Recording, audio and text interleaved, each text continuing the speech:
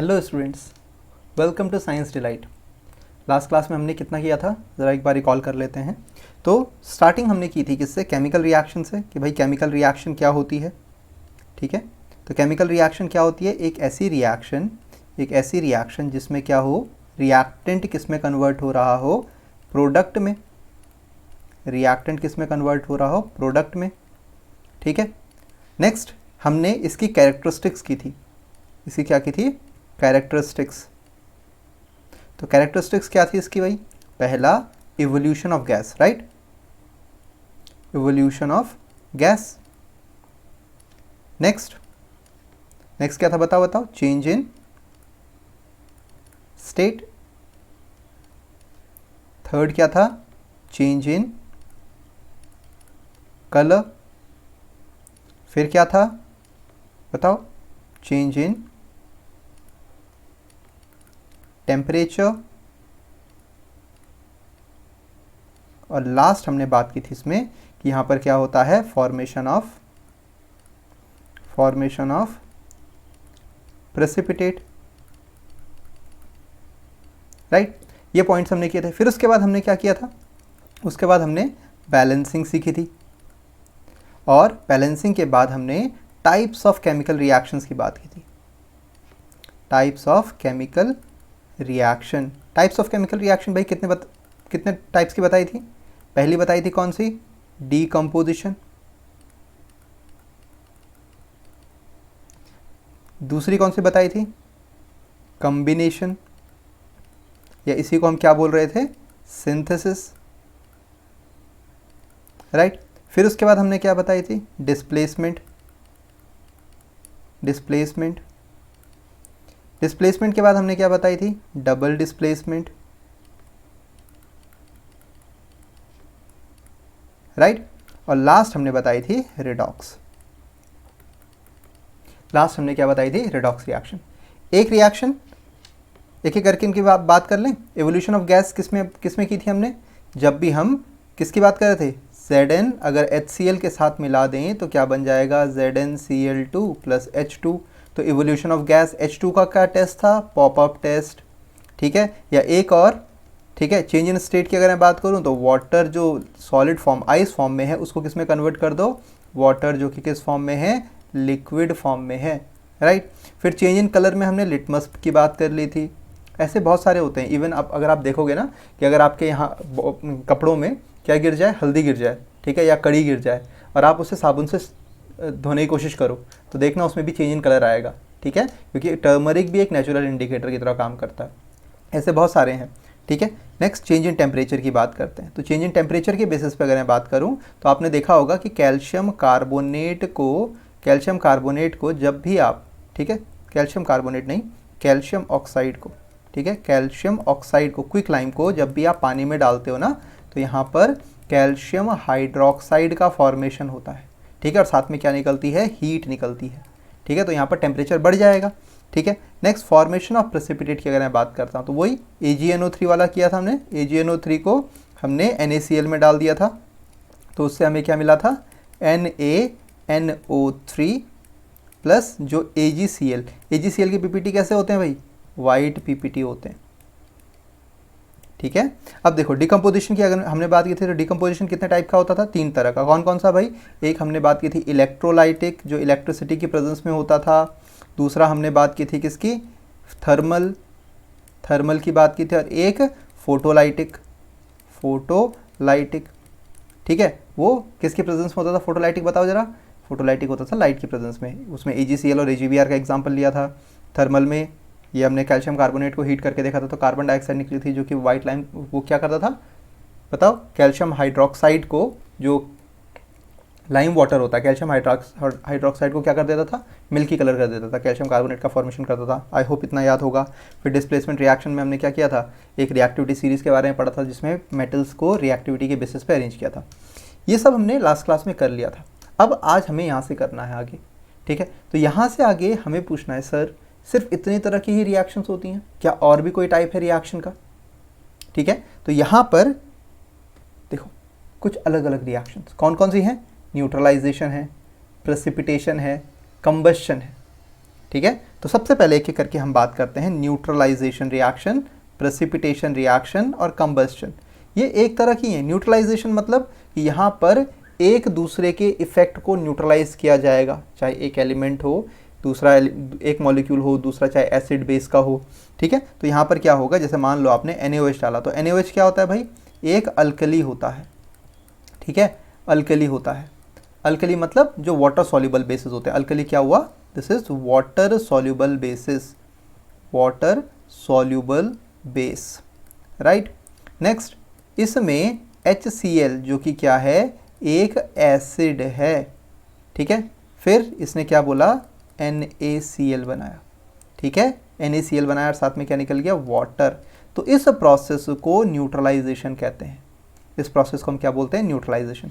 देखो प्रेसिपिटेशन तो हम पहले भी कर चुके हैं, ठीक है। देखो NaOH में, NaOH क्या था, बेस था, ठीक है, एसिड था, तो ये कैसा होगा भाई, ये न्यूट्रल होगा ना, न्यूट्रल। NaCl कैसा होगा, न्यूट्रल, ठीक है। आगे हम एसिड बेसिस एंड सॉल्ट्स की बात करेंगे ना, जब वो वाला चैप्टर आएगा तब उसमें हम इसकी डिटेलिंग में बात करेंगे, ओके, ठीक है, कि एसिड का इफेक्ट क्या होता है, बेस का इफेक्ट क्या होता है, तो उसकी बात हम बाद में करेंगे और वाटर निकल जाएगा, ठीक है। तो जब भी आप बात करें एसिड बेस रिएक्शन जितनी भी होती हैं, एसिड और बेस रिएक्शन जब भी आप बात करेंगे ना, रिएक्शन जितनी भी होती हैं, ठीक है, तो एसिड बेस रिएक्शन हमेशा कैसी होती हैं, न्यूट्रलाइजेशन रिएक्शन होती है, ठीक है। तो ऐसे भी बोल सकते हो आप।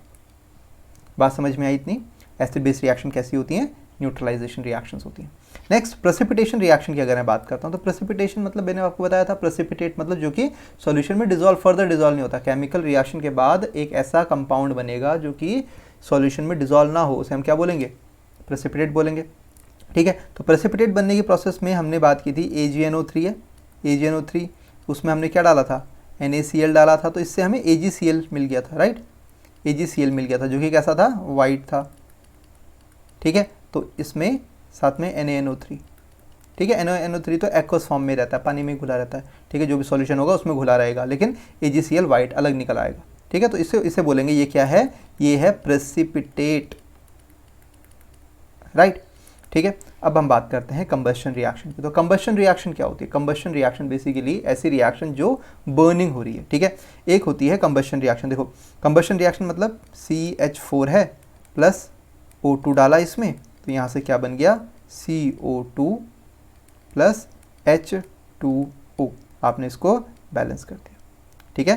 देखो 2 तो 4, ठीक है, तो यहाँ पर आ गया, ये बैलेंस हो गई रिएक्शन, ओके।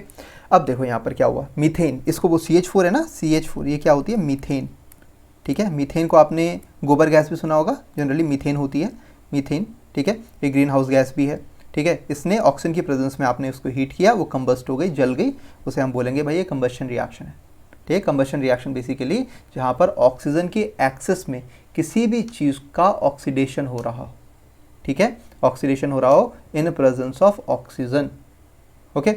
लेकिन ये प्रोसेस कंपेयरली बहुत ज़्यादा फास्ट होती है as compare to normal oxidation की। किसी भी चीज़ को जलाओगे वो फटाफट हो जाएगा। दूसरा, ठीक है, इसमें जो ऑर्गेनिक कंपाउंड्स होते हैं कंबस्शन में, जनरली जितने भी ऑर्गेनिक कंपाउंड्स होते हैं वो कैसे निकलेंगे, CO2 और H2O की फॉर्म। कोई भी XYZ ऑर्गेनिक कंपाउंड होना चाहिए।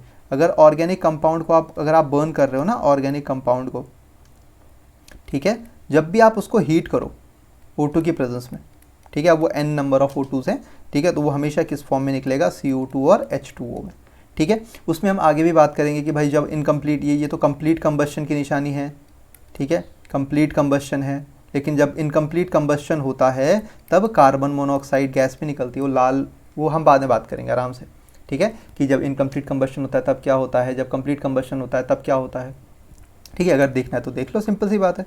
अगर यहाँ पर CH4 में यहाँ पर O2 आप देते हो, लेकिन कैसे देते हो, पार्शियली, ठीक है, तो यहाँ पर CO2 नहीं बनेगा, यहाँ CO बनेगा, कार्बन मोनोऑक्साइड प्लस H2O, ठीक है, H2O, ये क्या है, इनकम्प्लीट कंबस्शन,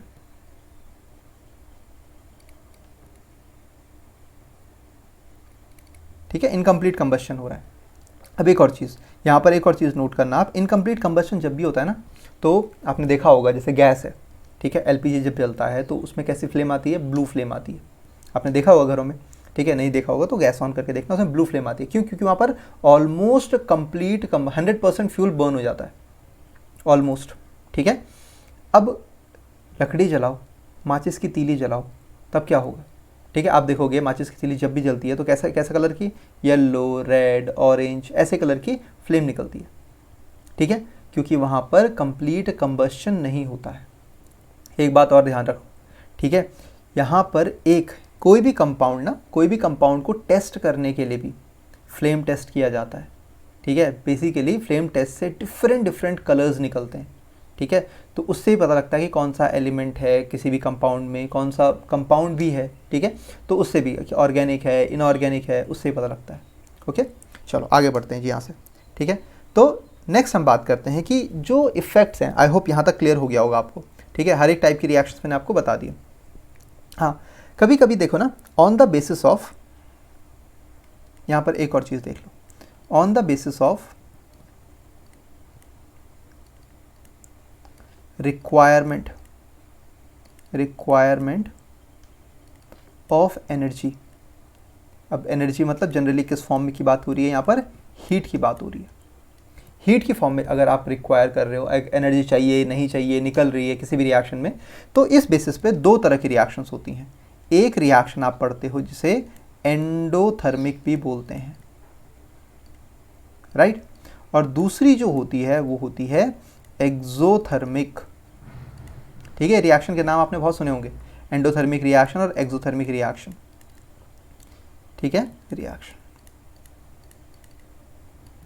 ओके, अब यहाँ पर एंडोथर्मिक रिएक्शन क्या होगी? एंडोथर्मिक रिएक्शन, एंडो मतलब जहाँ पर रिक्वायरमेंट होती है, और एक्सो मतलब जहाँ पर रिलीज होता है। ठीक है, तो एंडोथर्मिक रिएक्शन का मतलब होता है the reaction in which energy is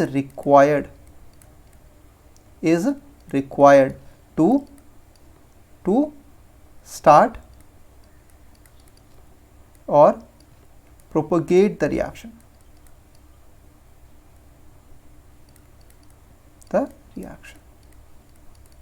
ठीक है, मतलब रिएक्शन में सिर्फ और सिर्फ आप क्या करो, एनर्जी देते जाओ, रिएक्शन होती रहेगी।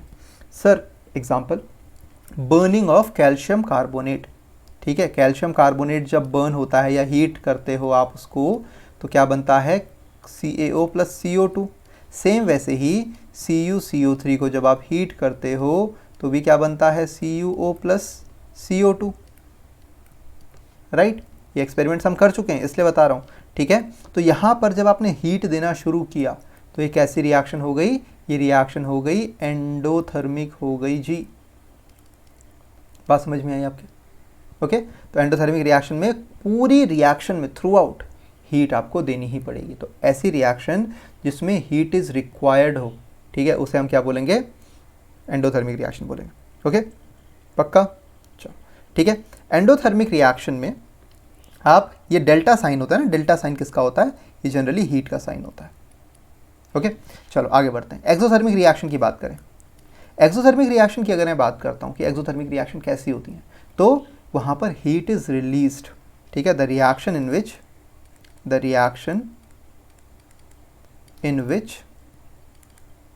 हीट इज़ रिलीज्ड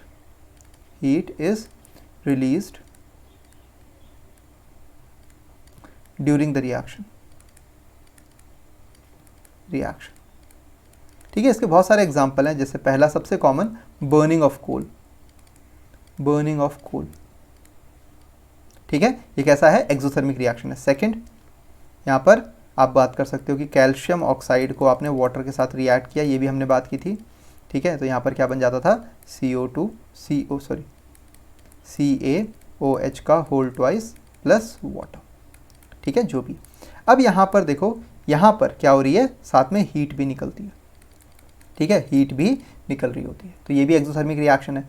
ठीक है, नेक्स्ट थर्ड, आगे हम एक बायो में भी पढ़ते हैं, रेस्पिरेशन। रेस्पिरेशन में क्या होता है ना कि जब भी आप C6H12O6, ये क्या है पता है? ये है ग्लूकोज। ग्लूकोज को ऑक्सीजन की प्रेजेंस में जब आप रिएक्ट करवाते हो तो इससे क्या होता है, मैंने आपको क्या बताया था, CO2H2O निकलेगा, राइट। इसको हम बैलेंस कर देते हैं, C6H12, तो 6, यहाँ पर 6, हाइड्रोजन 12 हो गए, ऑक्सीजन कितने हो गए, 18 ऑक्सीजन हो गए, 6, अब यहाँ पर रखा दो 6, हो गया बैलेंस। अब यहाँ पर देखो नेक्स्ट, यहाँ पर साथ में क्या होगा, 38 ATP भी निकलता है। 38 ATP क्या है उसकी बात हम बाद में करेंगे, लेकिन ये क्या है, दिस इज एनर्जी, ठीक है। और ATP जो होता है ना, ATP जो होता है एडिनोसिन ट्राइफॉस्फेट बोलते हैं इसको, ये एनर्जी करेंसी होती है किसी भी ऑर्गेनिक मैटर की या सेल की, जनरली बोला जाता है एनर्जी करेंसी ऑफ सेल होती है। तो यहाँ पर क्या हो रहा है, एनर्जी रिलीज हो रही है। तो एनर्जी जब रिलीज होगी तो एक ऐसी रिएक्शन बन जाएगी, एक्सोथर्मिक रिएक्शन हो जाएगी। जब एनर्जी चाहिए, इसी का उल्टा हम बोलते हैं फोटोसिंथेसिस। फोटोसिंथेसिस कैसी रिएक्शन है भाई, ये एंडोथर्मिक है, क्योंकि वहाँ पर सनलाइट चाहिए होती है, राइट। यहाँ पर एक क्वेश्चन और आना चाहिए था कि सर एक बात बताइए, बर्निंग ऑफ कोल आपने बोला एक्सोथर्मिक रिएक्शन है, मैंने बोला हाँ बिल्कुल है, कैसे, ये तो आना चाहिए ना क्वेश्चन, क्यों और कैसे तो होना चाहिए, कैसे। क्या आपने देखा होगा, कोयला आपने रखा घर में, कोयला लेके आए, उसको एज इट इज़ पड़े रहने दिया और उसको देखते रहे, तो अपने आप जल जाएगा, बताओ सोचो, अपने आप तो नहीं जलता है वो, उसमें तो आग लगानी पड़ती है। मतलब रिएक्शन को चलाने के लिए हमें आग चाहिए, हमने आग लगाई उसको, तो ये एंडोथर्मिक होनी चाहिए। फिर एक्सोथर्मिक कैसे, सोचो, थोड़ा दिमाग पे जोर लगाओ, सोचो। देखो मैंने यहाँ पर क्या बोला, थ्रू आउट रिएक्शन आपको हीट देनी ही होगी, तभी एंडोथर्मिक कहलाएगी, ठीक है। लेकिन बर्निंग ऑफ कोल में आपको सिर्फ स्टार्टिंग में हीट देनी पड़ेगी, उसके बाद वो अपने आप जलेगा पूरा, ऐसे ही होता है। यानी वहाँ पर नेट लॉस ऑफ एनर्जी नहीं हुआ है, वहाँ पर गेन ऑफ एनर्जी हुआ है, वहाँ पर हीट निकली है बहुत ज़्यादा, ठीक है। बात समझ में आ गई ना, क्योंकि वहाँ पर हीट गिवन और हीट रिलीज्ड में डिफरेंस बहुत ज़्यादा होगा। मतलब आपने एक माचिस जलाई, कोयला जलने लगा, ठीक है, तो कोई माचिस कितनी ही हीट प्रोड्यूस करेगी एज़ कम्पेयर टू कोयला, तो बहुत देर तक हीट प्रोड्यूस करता है। तो वहाँ पर हम बोलेंगे वो एक्सोथर्मिक रिएक्शन, नेट गेन क्या है, एक्सोथर्मिक का है, हीट रिलीज हो रही है वहाँ पर ज़्यादा एज़ कम्पेयर टू गिवन के। ओके, बात समझ में आई, ठीक है। Heat given is far more less as compare to heat release during a reaction, तो वहाँ पर नेट गेन क्या हो जाएगा, एक्सोथर्मिक हो जाएगा।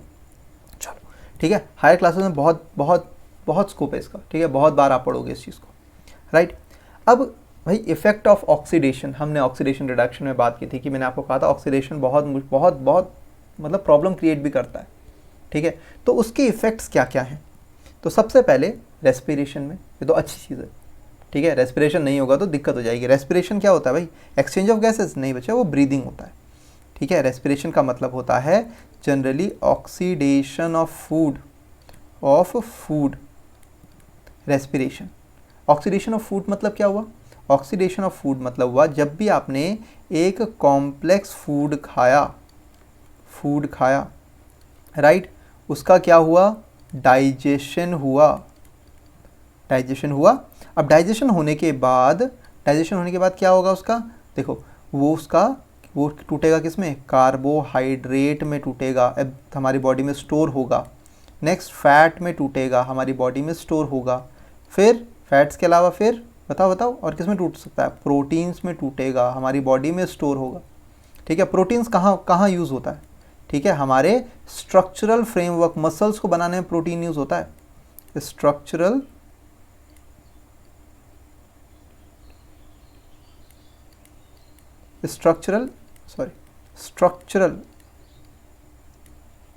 फ्रेमवर्क में, ठीक है। जनरली हमारी मसल्स प्रोटीन से बनती हैं, ओके। कार्बोहाइड्रेट ग्लाइकोजन की फॉर्म में हमारी बॉडी में स्टोर होता है। फैट्स जनरली या तो फैटी एसिड्स की फॉर्म में या जनरली लिपिड्स की फॉर्म में हमारी बॉडी में स्टोर होता है, ठीक है जी।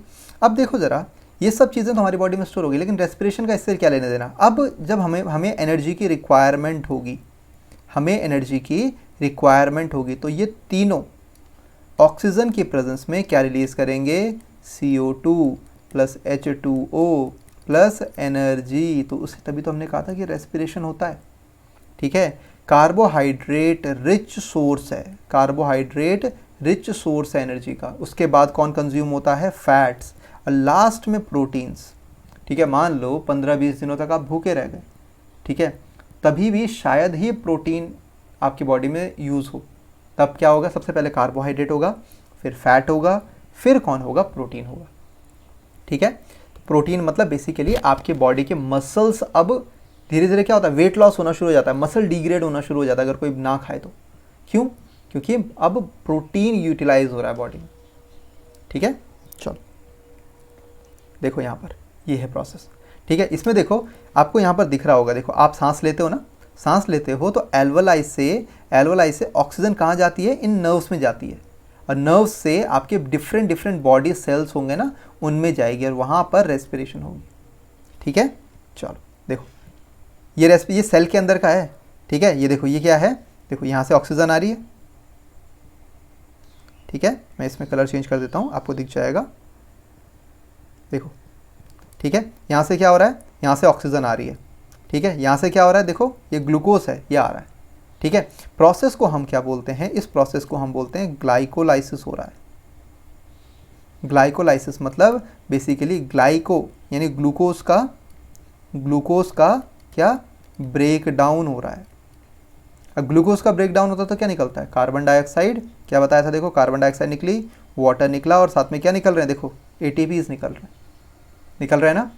ठीक है, आई होप यहाँ तक आपको क्लियर होगा। ये सेल के अंदर है। ठीक है, ये सेल के अंदर है। जब मैं आपको लाइफ प्रोसेस में डाइजेशन पढ़ा रहा हूँ ना, तो वहाँ पे बताऊंगा एक ग्लाइकोलाइसिस की थोड़ा बहुत प्रोसेस आपको। ओके, ठीक है, वहाँ पर एरोबिक रेस्पिरेशन, एनारोबिक रेस्पिरेशन भी थोड़ा बहुत आइडिया दूंगा। उसके बाद हम रेस्पिरेशन का भी एक चैप्टर है, लाइफ प्रोसेस में ही है। ठीक है, वहाँ पर पढ़ेंगे हम। ओके, आगे बढ़ते हैं। कंबस्शन। ठीक है, तो कंबस्शन रिएक्शन की अगर मैं बात करता हूँ, देखो कंबस्शन में क्या हो रहा है, यहाँ पर मैंने आपको बता दिया वैसे भी हो। ठीक है, ज़्यादा कुछ डिटेल में जाने की ज़रूरत नहीं है। CH4 क्या कर रहा है, देखो CH4 यहाँ पर ऑक्सीजन के साथ रिएक्ट कर रहा है, एनर्जी के साथ क्या निकाल रहा है, कार्बन डाइऑक्साइड और वाटर। देखो यहाँ पर ये क्या निकल गई, कार्बन डाइऑक्साइड और वाटर निकल गए। देखो, गॉट इट। चलो आगे बढ़ते हैं। देखो यहाँ पर भी एक कंबस्शन है, देखो सेम वही चीज़ हो रही है। यहाँ पर आप क्या हो रहे, देखो आग लगाई आपने और ये चीज़ हो गई, सिंपल। चलो आगे बढ़ते हैं। करोजन, ओ अब एक नया फैक्टर आ गया, करोजन। ठीक है, ये भी क्या है, ऑक्सीडेशन का ही एग्जाम्पल है। तो पहला क्या था, पहला था रेस्पायरेशन, दूसरा क्या हुआ, करोजन। करोजन क्या हुआ, ठीक है, किसी भी मेटल का ऑक्सीडेशन करोजन कहलाता है। देखो, it is defined as a chemical और electrochemical reaction between material, usually क्या, मेटल या alloy, and its environment that produces a deterioration of material and its properties। Simple और सादी लैंग्वेज में, जब भी कोई मेटल ऑक्सीजन के साथ या मॉइस्चर के साथ, अब भाई ऑक्सीजन और मॉइस्चर कहाँ मिलेगा, इन्वायरमेंट में मिलेगा, उसके साथ रिएक्ट करेगा तो करोजन हो जाता है। मेटल ऑक्सीजन के साथ रिएक्ट करेगा या मॉइस्चर के साथ रिएक्ट करेगा तो क्या बन जाएगा, करोजन हो जाएगा। अब उससे उस मेटल की क्वालिटी डिग्रेड हो जाएगी। तो ऑक्सीडेशन क्या है, बुरा है मेटल के केस में। मेटल का ऑक्सीडेशन होगा तो दिक्कत हो जाएगी। जैसे एक पुल है, ठीक है, एक ब्रिज है, वो मेटल से बना हुआ है, अगर आप उसकी पेंटिंग ना करो तो उस पर जंग लग जाएगा। अब जंग लग जाएगा तो पुल ख़राब हो जाएगा, गाड़ियाँ जाएंगी, जहाँ पुल 10 साल चलना था वहाँ पुल 5 साल भी नहीं चलेगा। इसीलिए उसको पेंट प्रॉपर टिप टॉप किया जाता है। ठीक है, ठीक है, और भी बहुत सारे मेथड है करोजन से प्रिवेंट करने के लिए, लेकिन उसकी भी बात करेंगे आगे। ठीक है, तो करोजन समझ में आ गया। ठीक है, चलो करोजन में देखो यहाँ पर हो क्या रहा है, ये एक मेटल की सरफेस है, this is the surface of metal, right. इस मेटल की सरफेस में ऑक्सीजन है, देखो, ठीक है। ऑक्सीजन क्या कर रहा है, इस मेटल से इलेक्ट्रॉन ले रहा है, यानी मेटल से इलेक्ट्रॉन दूर जा रहे हैं ना। ये मेटल है, ठीक है, ये किस में कन्वर्ट हो रहा है, अपने आयंस में। क्यों, यहाँ पर x आयंस में टूट गया है, क्योंकि यहाँ से x इलेक्ट्रॉन निकल गए। अब ये इलेक्ट्रॉन कौन लेंगे, ये इलेक्ट्रॉन एक्सेप्ट कर देंगे, कौन, ऑक्सीजन। बात समझ में आई, पक्का, ठीक है। ऑक्सीजन या वाटर मॉलिक्यूल ये इसको एब्जॉर्ब कर लेंगे, ठीक है। तो क्या हाल हो जाएगा, देखो ये हाल हो जाएगा। This is what, this is, अगर ये आयरन है तो ये क्या बोलेंगे, इसको रस्ट है, जंक लग गई है इसमें, दिस इज़ रस्ट, ओके। और ऑक्सीडाइज्ड मेटल भी बोल सकते हैं, ऑक्सीडाइज्ड मेटल, ऑक्सीडाइज्ड मेटल भी बोल सकते हैं इस चीज़ को, गॉट इट। चलो ठीक है, देखो मैंने आपको कहा था ना, हो गया, दुर्घटना हो गई, क्यों, जंग लग गया, आप देखा नहीं किसी ने, ठीक है, जो भी वहाँ पर था, तो क्या हो गया, एक्सीडेंट, पुल टूट गया। पुल क्यों टूटा, क्योंकि जंग लग गया था पुल पे, ठीक है। चलो आगे बढ़ते हैं। देखो बाइक में ग्रीसिंग सर्विसिंग कराते हैं ना, क्यों कराते हैं ग्रीसिंग, क्या ज़रूरत है, क्यों इतना खर्चा, इतना पैसा देना है उस मैकेनिक को, क्यों ग्रीसिंग करवानी चाहिए इनकी। अगर बाइक में, साइकिल में ग्रीसिंग नहीं कराओगे तो क्या हो जाएगा, वो आवाज़ करने लगती है, क्यों, क्योंकि फ्रिक्शन बढ़ जाता है, क्यों, क्योंकि उसमें ग्रीस एज अ दो टाइप का काम कर रहा है, एक तो फ्रिक्शन कम कर रहा है ताकि स्मूथ मूवमेंट हो, फास्ट मूवमेंट हो, दूसरा वो उसको प्रोटेक्ट कर रहा है बाहर के मॉइस्चर से। आपने देखा होगा कभी भी बाइक के अंदर के मटेरियल को, ठीक है, पानी से नहीं धोया जाता है, वो पेट्रोल से धोया जाता है, ठीक है, क्यों, क्योंकि वो पानी के साथ रिएक्ट ही नहीं करती ग्रीस। तेल को देख लो, तेल पानी के साथ रिएक्ट करता है क्या, नहीं करेगा, ठीक है।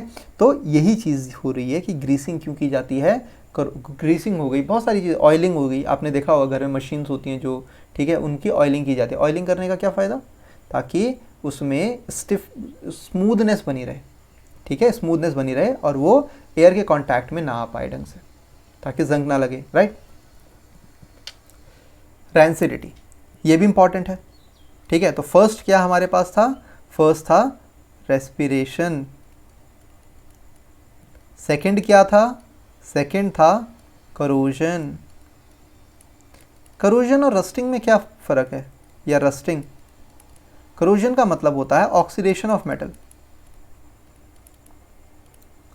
कोई भी मेटल हो, ओके, ठीक है। लेकिन रस्टिंग का मतलब सिर्फ होता है ऑक्सीडेशन ऑफ आयरन,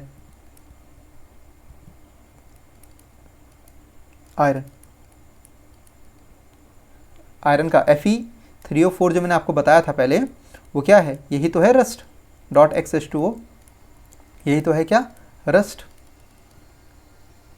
समझ में आई बात, पक्का, ठीक है। चलो अब हम बात करते हैं रैंसिडिटी की। आपने देखा होगा खाना जो होता है, ठीक है, मान लो आप खाना खा रहे हो, ठीक है, आपका मन नहीं कर रहा, आपने खाना छोड़ दिया, वैसे तो अच्छी बात नहीं है छोड़ना, लेकिन अब मान लो आप पेट भर गया, छोड़ दिया, ठीक है, या आप ब्रेड लेके आए, ठीक है, आपने ब्रेड बाहर रखा, आप भूल गए, बैग में पड़े पड़े था या बाहर रखा था, वो भूल गए आप, 2-3 दिन बाद याद आया, अरे बाप रे, ब्रेड तो भूल ही गए, तब क्या होगा, ब्रेड हरी हो जाती है, सफ़ेद ब्रेड हरी हो जाती है, क्यों, उसमें एक फंगस जमना शुरू हो जाता है, वो एकदम क्या बोलते हैं उसको, लिक्विड जैसा हो जाता है, सेमी लिक्विड जैसा हो जाता है, क्या बोलेंगे, क्या हुआ, ख़राब हो गई, ऑक्सीडाइज हो गई, रैंसिड हो गई, ठीक है।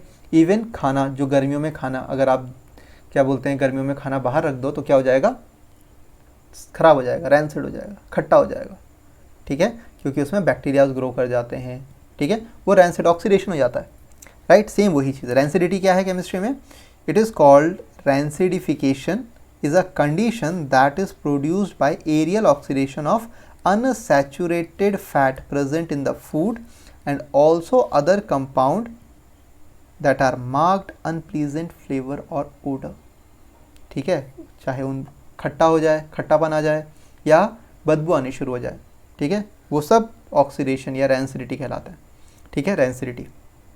देखो दिस इज ऑक्सीडेटिव स्ट्रेस, खराब हो गया चीज़, अंडा, आपका क्या सेल, या फिर इवन आपका ये टमाटर भी जो है, ठीक है, देखो ब्रेड कितना हरा भरा लग रहा है ना, इसी से ही क्या हो सकती है, फूड पॉइजनिंग, ठीक है। नेक्स्ट देखो ये सब रैंसिड चीज़ें जो ऑक्सीडाइज चीज़ें हैं, अब वो दूसरे जो फ्रेश चीज़ें हैं उनको भी ख़राब कर देती है, ठीक है। ये भी एक अच्छा सा एग्जांपल आपके सामने, रैंसिडिटी क्लियर हो गया। रैंसिडिटी मतलब बेसिकली ऑक्सीडेशन ऑफ फूड, जिससे उससे बदबू आनी शुरू हो जाए, अनप्लीजेंट हो जाए, ठीक है, खाने में, तो रैंसिडिटी कहलाती है। अब देखो how can we prevent corrosion, corrosion से कैसे बचा जाए, ठीक है, आप सोचो पहले 2 मिनट, ठीक है, क्या हो सकते हैं, कैसे कैसे बच सकते हैं, ठीक है। बचने का पहला तरीका भाई, पेंट अगर मेटल है तो पेंट कर दो। सेकंड, खाना है तो या तो रेफ्रिजरेट में डाल दो, रेफ्रिजरेशन कर दो, या आपने देखा होगा अचार कैसे बनता है, एक्सेस ऑयल भी खाने को ख़राब नहीं होने देता। एक्सेस सॉल्ट खाने को ख़राब नहीं होने देता। ठीक है, 5 और क्या हो सकता है भाई, ठीक है, अगर कोई मेटल पीस है तो क्या होगा, या इसमें चलो मेटल पीस है तो ग्रीसिंग कर देंगे, ग्रीसिंग भी एक एग्जांपल है, या ऑयलिंग भी, जैसे मैं आपको बता ही रहा हूँ, ऑयलिंग से भी नहीं होगा। ठीक है, और क्या हो सकता है, ठीक है, और इसमें एक चीज़ देखो, ठीक है, इसमें आप क्या कर सकते हो, एल्यूमिनियम, ठीक है, या कॉपर, इनकी कोटिंग कर दो, राइट, इनकी क्या कर दो, कोटिंग कर दो। ओके,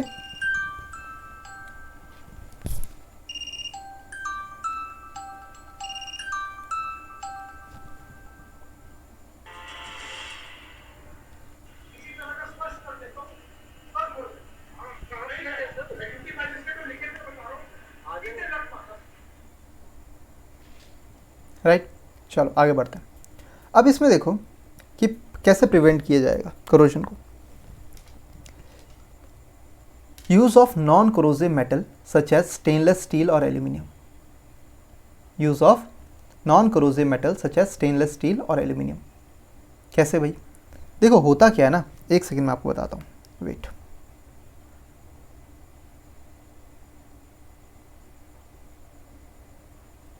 ठीक है, होता क्या है कि जैसे मान लो एक मेटल है आपके पास, ठीक है, आपने उसमें क्या कर दिया, एल्यूमिनियम की कोटिंग कर दी। मैं किसी और कलर से बताता हूँ इसमें, जैसे ये भाई साहब कर रहे हैं ना कोटिंग, ठीक है, वैसे मैं भी इस पर एक कोटिंग कर देता हूँ। ये मैंने इसकी एल्यूमिनियम की, मान लो ये एल्यूमिनियम की कोटिंग कर दी, ठीक है, यहाँ पर एल्यूमिनियम की, तो बोला सर क्या होगा, ठीक है, यहाँ पर ये एल्यूमिनियम की कोटिंग कर दी मैंने, ये अंदर कोई मान लो आयरन था, राइट, और ये जो था ये एल्यूमिनियम था, जैसे आयरन के पोल्स होते हैं ना, पोल्स, तो पोल्स में हमने कोटिंग कर दी। तो अब क्या होगा, इसमें सबसे पहले ऑक्सीजन आएगी, उसने देखी वो एल्यूमिनियम पे अटैक करेगी, तो एल्यूमिनियम से बन गया, Al से बन गया, O2 रिएक्ट किया तो Al2O3 बन गया, Al2O3 बन गया, राइट। अब देखो यहाँ पर Al2O3 बना, तो मैं इसको डिफरेंट कलर से एक और कलर यूज़ कर लेते हैं। यहाँ पर मान लो ये देखो, ये चीज़, ये Al2O3 की कोटिंग है। अब Al2O3 ऑक्सीडाइज हो गया, झड़ता नहीं है, ठीक है, ये यहीं चिपका रह जाता है। अब उससे क्या हुआ, उससे ये हुआ कि अब इसकी जो कोटिंग हो गई, ये Al2O3 क्या होता है, ये नॉन रिएक्टिव होता है प्रभु,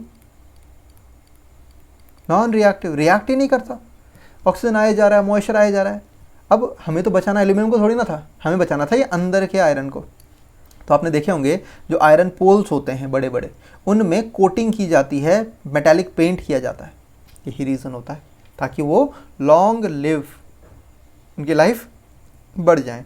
ठीक है, आगे बढ़ते हैं। देखो यहाँ पर क्या हो रहा है, ऑयलिंग, पेंटिंग, कोटिंग हो रही है बेसिकली ऑयल की, क्यों, अगेन करोशन ना हो जाए।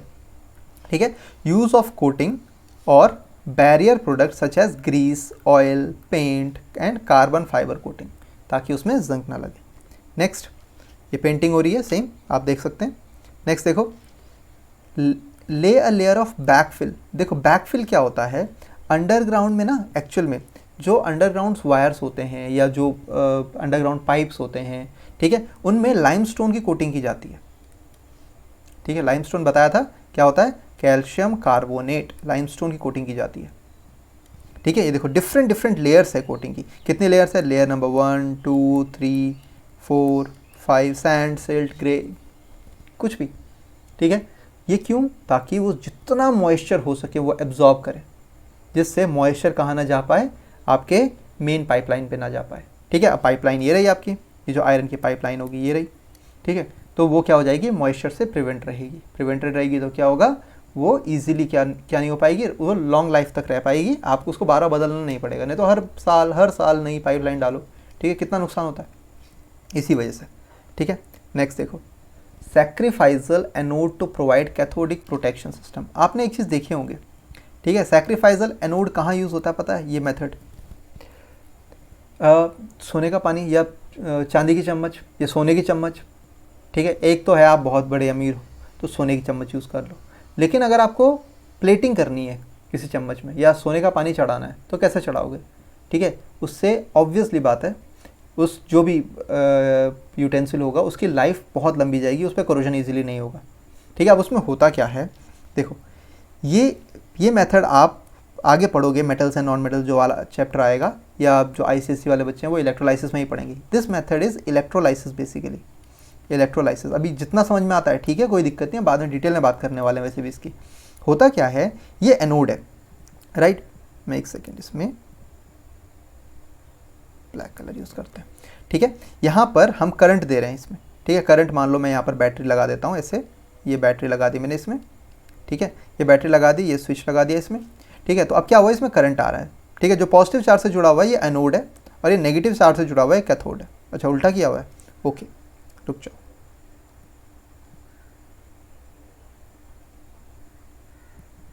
इसको मैं एक सेकेंड, ठीक है, कैसे भी कर सकते हो, कोई दिक्कत नहीं, ठीक है। यहाँ पर मान लो ऐसे में बैटरी लगा देते हैं, ठीक है। ये बैटरी लगा दी मैंने यहाँ पर, ऐसे में लगा दी, चलो ठीक है। तो अब देखो यहाँ पर ये बैटरी है, ठीक है, यहाँ पर की लगा दी मैंने।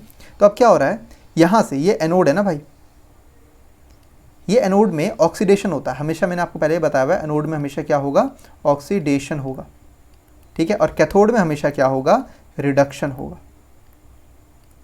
राइट। यानी यहाँ पर मान लो ये कॉपर है, ये कौन है, कॉपर है, कॉपर मेटल है या सिल्वर मेटल है, कुछ भी मान लो एजी, ठीक है। और यहाँ पर मान लो ये स्टील है, जैसे यहाँ पर स्टील ही बोला हुआ है, ठीक है, स्टील है, या स्टील बोलो या कुछ भी, आयरन बोल लो, ठीक है, कुछ भी बोलो। अब क्या हुआ, यहाँ पर ऑक्सीडेशन जब होगा मेटल का, ऑक्सीडेशन कैसे होगा, जो Ag है वो किस में कन्वर्ट हो जाएगा, Ag प्लस में कन्वर्ट हो जाएगा, बराबर। और इलेक्ट्रॉन, और यहाँ पर जो रिडक्शन है, जो रिडक्शन है वो भी इसी ही Ag का होगा, क्योंकि ये Ag जो है वो यहाँ आ गया, Ag प्लस। अब ये वाला जो पार्ट है नेगेटिव टर्मिनल है, ये वाला पार्ट पॉजिटिव टर्मिनल है। अब Ag प्लस जो है वो Ag प्लस के पास दोबारा तो जाएगा नहीं, रिपेल होगा, तो वो यहाँ हो जाएगा। तो यहाँ पर क्या हो जाएगी, ऐसे कोटिंग चढ़ाई जाएगी। इसको हम डिटेल में बहुत डिटेल में बात करने वाले हैं इलेक्ट्रोलाइसिस वाले चैप्टर में, या आप बोलो मेटल्स एंड नॉन मेटल्स वाले चैप्टर में, उसमें इलेक्ट्रोप्लेटिंग, कॉपर की इलेक्ट्रो रिफाइनिंग, ये सब हम बात करेंगे इसमें, ठीक है। तो यहाँ पर आप इतना समझो कि एनोड से कैथोड में ये Ag निकल रहा है, तो एनोड क्या होगा, धीरे धीरे पतला हो जाएगा। पहले मान लो एनोड इतना मोटा था, ठीक है, अब Ag का बना हुआ है, तो धीरे धीरे जब निकलेगा Ag प्लस यहाँ से, तो वो धीरे से थोड़ा टाइम बाद क्या हो जाएगा, ऐसे हो जाएगा पतला सुगड़ा सा। क्यों, क्योंकि सारा Ag तो निकल के कहाँ चिपक गया, स्टील पे चिपक गया, ठीक है। स्टील क्या हो जाएगा, पूरी तरह से इलेक्ट्रोप्लेटेड हो जाएगा। इसकी भी कंडीशंस होती हैं कि भाई आपको एक यूनिफॉर्म करंट देना है, ज़्यादा हैवी करंट नहीं देना है, ठीक है, उससे अनइवन कोटिंग हो जाती है, तो उसकी बात हम बाद में करेंगे, ठीक है। तो रिडक्शन में क्या हो जाएगा, ये उल्टी रिएक्शन लिख दो, Ag प्लस क्या होगा, यहाँ पर नेगेटिव चार्ज एक्सेप्ट करके, मतलब इलेक्ट्रॉन एक्सेप्ट करके क्या हो जाएगा, Ag सॉलिड, मतलब वो लेयर चिपक जाएगी सिल्वर की, ओके, चलो ठीक है। नेक्स्ट, रैंसिडिटी कैसे प्रिवेंट की जाती है, ये भी मैं आपको बता चुका हूँ। देखो क्या क्या है, सिट्रिक एसिड, ये बहुत सारे एडिटिव एंटीऑक्सीडेंट्स एडिटिव्स डाल सकते हैं, ठीक है। आपने देखा होगा, जैसे अगर आपको आइडिया हो जूस बनाने का, अगर आपको जूस बनाने का आइडिया हो तो क्या होगा, आप इजीली उसमें प्रिजर्वेटिव डालते हैं या एडिटिव्स डालते हैं, राइट। चलो, storing food in air tight container, mummy लोग रखती हैं, ठीक है, एयर टाइट कंटेनर्स में, ठीक है, ताकि उसमें रैंसिडिटी ना हो, ठीक है। आगे बढ़ते हैं, refrigeration, air tight container, refrigeration, fridge में खाना क्यों रखा जाता है, ताकि बहुत देर तक चल जाए, जल्दी ख़राब ना हो, उसकी रीज़न ये है। रिप्लेसिंग ऑक्सीजन, अरे ये तो बहुत इंपॉर्टेंट क्वेश्चन है भाई, क्वेश्चन आता है आपके पेपर में, ये पेपर से रिलेटेड क्वेश्चन है कि भाई जो ये चिप्स हैं इनको बंद करके बहुत लंबे टाइम तक कैसे संभाला जाता है, उसमें ऑक्सीजन नहीं भरती, तो नहीं, उसमें क्या भरी जाती है, नाइट्रोजन गैस भरी जाती है। चिप्स में कौन सी गैस रहती है, जो चिप्स के लेस के पैकेट या कोई भी पैकेट आप देख लो, उसमें कौन सी गैस होती है, नाइट्रोजन। ये उसको रैंसिड होने से बचाती है। तो आप जैसे ही चिप्स का पैकेट खोलते हो, अगर उसको भूल गए तो चिप्स सील जाते हैं, ठीक है, अजीब से हो जाता है, सिलन आ जाती है उसमें, टेस्टी भी नहीं रहते, क्रिस्पी भी नहीं रहते। तो क्रिस्पी रखने के लिए, रैंसिडिटी से बचाने के लिए हम नाइट्रोजन गैस उसमें डाल देते हैं। ठीक है, नाइट्रोजन गैस ये इंपॉर्टेंट है, बहुत इंपॉर्टेंट, वेरी वेरी, जितना लग सकते हो इंपॉर्टेंट, ये क्वेश्चन आ जाता है। ठीक है भाई, यहाँ पर तो आपका ये चैप्टर का हो गया दी एंड। ठीक है, जो भी आपको क्वेश्चन होंगे, जितने भी आपको क्वेश्चन होंगे, आप कमेंट बॉक्स में डाल देना। ठीक है, अगर बहुत ज़्यादा क्वेश्चन हुए तो एक नई वीडियो आपके पास उन क्वेश्चन की आ जाएगी। ठीक है, एनसीईआरटी ज़रूर कोशिश करना एक बार रीड करने की, क्वेश्चन प्रैक्टिस ज़रूर करना। ठीक है, उससे क्या होगा, आप जितना ज़्यादा उसको पढ़ोगे उतने अच्छे से आपके पास, क्योंकि फर्स्ट चैप्टर है, ईजी है, आगे इसी से रिलेटेड क्वेश्चंस आएंगे, क्योंकि हम रिएक्शंस ही पढ़ रहे थे, तो आगे हम रिएक्शंस ही पढ़ेंगे। आगे जितने भी केमिस्ट्री के 4-5 चैप्टर्स हैं आपके पास, बहुत इंटरेस्टिंग है, सिर्फ समझने वाले हैं, रट्टाफिकेशन एक नहीं है इसमें। समझो याद हो जाएगा, समझो याद हो जाएगा। रिएक्शंस थोड़ा आपको याद रखनी पड़ेगी, केमिकल फार्मूला बनाना आना चाहिए, और रिएक्टिविटी सीरीज़ मैंने आपको ट्रिक बताई दिया। ओके, ठीक है, अच्छे से पढ़ो, कोई भी प्रॉब्लम हो आप कमेंट बॉक्स में डालो, ज़्यादा क्वेश्चंस होंगे मैं एक वीडियो बना दूंगा आपके लिए, ताकि आप उससे नए नए क्वेश्चंस जितने भी होंगे, ठीक है, आप क्वेश्चंस पूछोगे। अगेन K2 हमेशा लाइफ में रहना चाहिए, क्यों, कैसे, साइंस के स्टूडेंट हैं तो K2 रहेगा। ओके, तो इसी K2 के साथ, क्यों और कैसे के साथ हम नेक्स्ट चैप्टर में मिलेंगे। ठीक है, एसिड बेसिस एंड सॉल्ट्स है ना, तो नेक्स्ट चैप्टर में मिलेंगे। तब तक के लिए bye bye, like share subscribe करते रहना। ठीक है, और अपने दोस्तों को भी बताना। ओके, चलो बाय बाय।